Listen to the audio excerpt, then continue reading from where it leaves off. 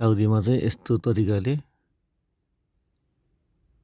त्यो मान्छेले लुकाएर राखिदिन्छ त्यो गाँजाहरू, चरेसहरू, के ब्ल्याकहरू। अनि यिनीहरू चाहिँ यसरी खोज्छ के आउँछ अनि यसरी तिनीहरूले लोकेसन भन्दो रहेछ क्या आएर खोजेर बसिया। एउटा चाहिँ केटी हो यो रातो कपडा लाउने चाहिँ, अर्को चाहिँ केटा हो। साउदी अरबको रियादमा यस्तरी गाँजाको व्यवहार हुन्छ। गाँजा, चरेस, भाङ, धतुरो। मान्छेले भन्छ नेपालमा मात्रै हुन्छ। नेपालमा मात्रै कताको हो नि? यो बुढाबुढी मिलेर खोजे यस्तो नै हुन्छ। मान्छेले साउदी राम्रो छ, साउदी राम्रो छ भन्छ है।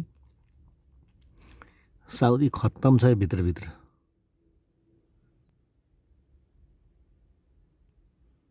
केटा मान्छेले त खोज्यो यो केटी मान्छे चाहिँ किन आउनु पर्यो होला?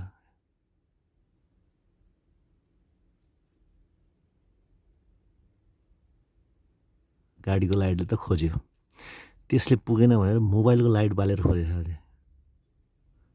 कुनै कुनैले त अर्को लाइट लगाएर खोज्छ अझै। यत्रो ठुलो लाइट लिएर आउँछ, लाइट ल्याएर मजाले खोज्छ। यो कुना कुनामा सबै यो गाडी राखेको कुनामा सबैले खोज्दै हिँड्छ।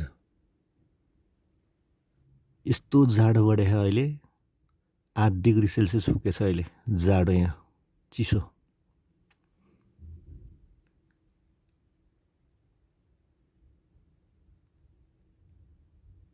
गाडी यतापट्टि राखेको छ। यो गाडीको उज्यालोले खोजेर बसिया। पानी फेरि त्यहाँ हेरौँ न, पानी यहीँनिर पानी छ। आधा घन्टा जति भइसक्यो खोजेको।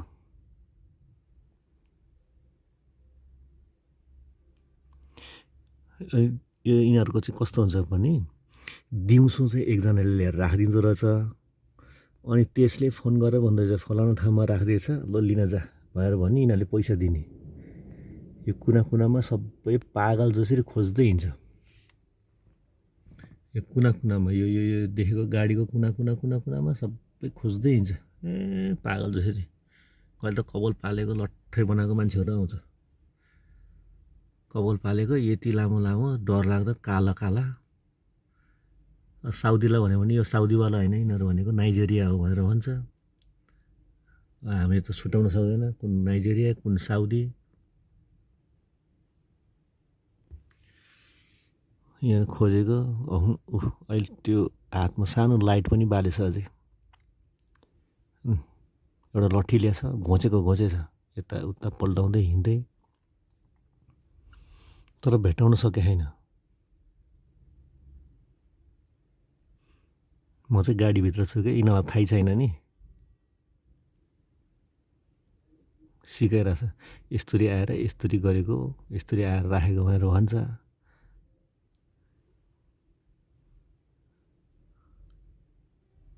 म चाहिँ गाडीभित्र छु, गाडीभित्र लक लगाएर बसिछु। म चाहिँ यो कम्पनीको गाडीहरूको ब्याट्री चोर्छ, टायर चोर्छ भनेर यहाँ ड्युटी बसेको हो क्या।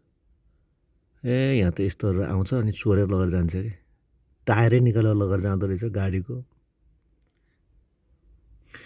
पाउँदैन अनि नपाएपछि जान्छ यिनीहरू। पायो यिनीहरूले हाँसेर रमाएर गयो। मुर्दर डाँकाहरू माल भेटायो गयो। आखिर त्यत्रो बेर खोज्यो। यहाँनिर रहेछ यो सेतो एउटा टल्केको यहाँनिर रहेछ।